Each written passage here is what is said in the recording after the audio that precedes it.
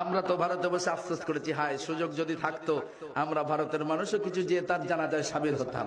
গত কয়েকদিন আগে বাংলা একজন পূর্ব বাংলা অর্থাৎ বাংলাদেশ একজন অন্যতম নেত্রীকে হারিয়েছেন। যে নেত্রীকে নিয়ে কত রকম বিতর্ক আর কত রকম ফিতনা। বেগম খালেদা জিয়া ইন্তেকাল করলেন, তার জন্য মানুষদেরকে দাওয়াত করা হলো না, তোমরা এসো জানাজা পড়ার জন্য। দাওয়াত করা হয়েছিল নাকি? বেগম খালেদা জিয়ার জানাজা পড়ানোর জন্য কোন পুরস্কারের ঘোষণা ছিল? আওয়াজ দিয়ে বলেন, কোন পুরস্কারের ঘোষণা ছিল? যদি কেউ বেগম খালেদা জিয়ার জানাজা পড়তে আসেন তাকে 10,000 কি 5,000 করে টাকা দেওয়া হবে, এমন কোন অফার ছিল? মানুষ নির্দ্বিধায় ভালোবেসে তাকে জানাজা পড়তে গিয়েছিলেন, ঠিক কিনা? তাম বাংলাদেশ অচল করে দিয়ে, ঢাকাকে অচল করে দিয়ে যেভাবে মানুষ একত্রিত হয়েছে, প্রত্যেকটা মানুষের মনের মণিকোঠায় তার জায়গা আছে কিনা? যদি না থাকতো তাহলে এতগুলা মানুষ তার জানাজার জন্য সামিল হতো না।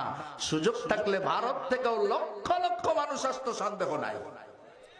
এখন সমস্যা হচ্ছে তার জানাজার খাটিয়া বহন করার জন্য মিজানুর রহমান আজহারী ভাই, শেখ আহমদুল্লাহ ভাই এবং মামুনুল হক ভাই, তাদেরকে সবাই আসামির, কিছু মানুষ, সবাই না আস্তাগফিরুল্লাহ, কিছু মানুষ তাদেরকে আসামির কাঠগড়ায় দাঁড় করাচ্ছেন। এমন একটা মানুষের খাটিয়া বহন করতে আপনারা পারলেন? আস্তাগফিরুল্লাহ, আস্তাগফিরুল্লাহ। না জানি কত বড় অপরাধ তারা করে ফেলেছে। বেগম খালেদা জিয়া মুসলমান না মুসলমান? ভয় লাগছে আপনাদের? আওয়াজ দিয়ে বলেন, মুসলমান না মুসলমান? তিনি নেতৃত্ব ছেড়েছেন কত বছর আগে? কম্পালসারি তো 16 বছর। 16 বছর তার হাতে ক্ষমতা নেই, তাই 17 বছর তিনি তওবা করেননি, তার কোনো নিশ্চয়তা আপনার কাছে আছে? তবে মিয়া আপনি তার বিরুদ্ধে ফতোয়াবাজি করেন। 17 বছর আগে যে নারী নেতৃত্ব ছেড়েছেন, নেতৃত্ব ছাড়ার পরে তার উপরে কত জুলুম, অত্যাচার, নির্যাতন করা হলো, তারপরেও সে দেশ থেকে পা তুলল না। এতেই প্রমাণ হয় সে চোরের বেটি চোর নয়। সে যদি চোর হতো অন্তত পক্ষে দেশে থাকতো না, দেশ ত্যাগ করে অন্য কোথাও চলে যেত।